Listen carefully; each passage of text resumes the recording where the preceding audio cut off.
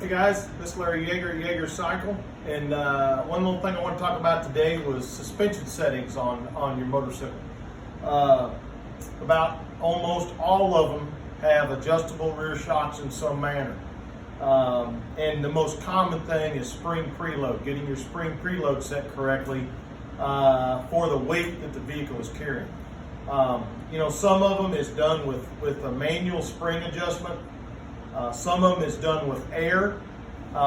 Some of the more modern bikes nowadays actually have electronic suspension adjustments that do it for you, so you don't have to do anything. That's pretty advanced stuff, way above my pay grade for sure. But the one thing that you need to make sure is correct is your spring preload, or sag they might call it, okay? So sag is basically the distance from, let's say, this point to this point with no weight on the motorcycle versus me sitting on it and measuring the same distance, and whatever it sags, that is suspension sag. So there is a specific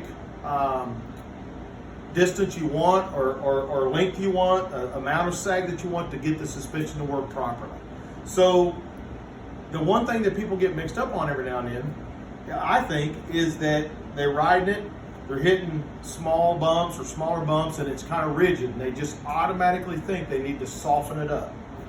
When in fact, you actually may need to stiffen the suspension, which seems exactly the opposite, but it can be. And how that can work is, so let's take this shock, for instance, because it's the easiest to show here. This shock from all the way out to all the way down might move 4 inches. So that means it has 4 inches of suspension travel. So the first inch, or the first 25% of that suspension travel is softer. It's for softer, smaller bumps, so that it absorbs those small bumps up without you feeling it. But then the next 1 inch of travel, the next 25%, starts to stiffen up.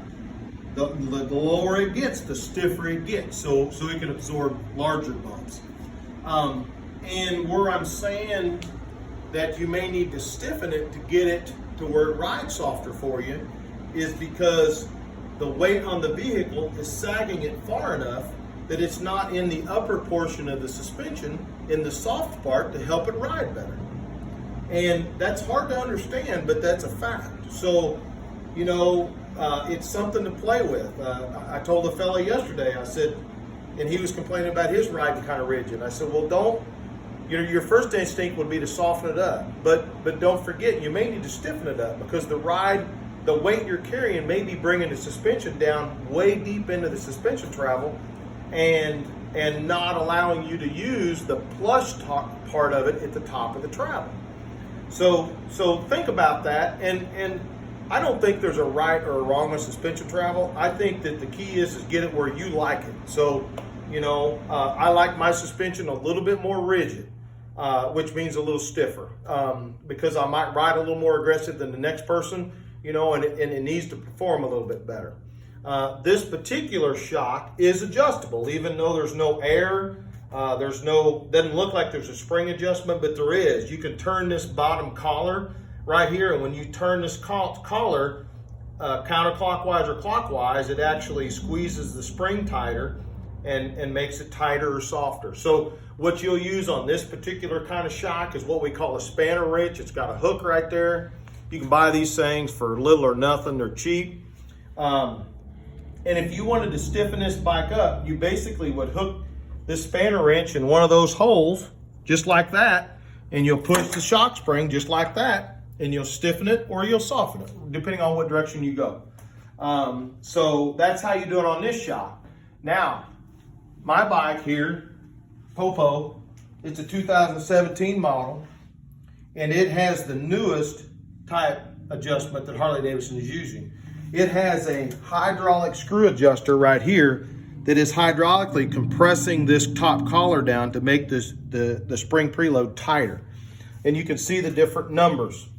The cool thing about Harley-Davidson, what they're doing, is they have a chart in your owner's manual you can look at, and it has a diagram that'll tell you how much rider weight there is, how much passenger weight there is, and you bring those two lines together and it tells you what setting you put that on, whether it be 5 or 10 or 15 or 20 or whatever the number is. This particular shock goes from 0 to 25 is the adjustments on it.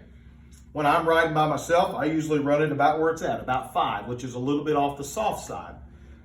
If I was to put my wife on there and have a little more weight on there, then I'd screw it in a little deeper to make the suspension stiffer. And that'll bring the ride height back up where it's supposed to be and let you use that plush side of the suspension at the top. But the key to that is to do it, to not just get used to the suspension settings you have when you have 200 pounds on there or 400 pounds on there. There is a suspension difference, so make the changes to make it ride better. And it may be air. The older Harleys had air that you would add air or take out air, and that air would essentially, it had airbags instead of springs is what it had. So in return, it would use air to stiffen up the bag to change the ride height versus a spring. But anyway, it makes a difference. I actively change my suspension around and get it set to what weight I'm carrying, and it makes a big difference in the way the motorcycle rides. It's just, don't forget, just because if it's riding rigid and seems like that it's too rough and you need to soften it up, that may not be true. You may actually need to stiffen the shock springs up to actually bring the ride height up where it's supposed to be. So anyway, if you've got any questions on that, I'd be glad to help. That stuff that I really enjoy working with, and hopefully it'll help you have a little smoother ride. Thank you.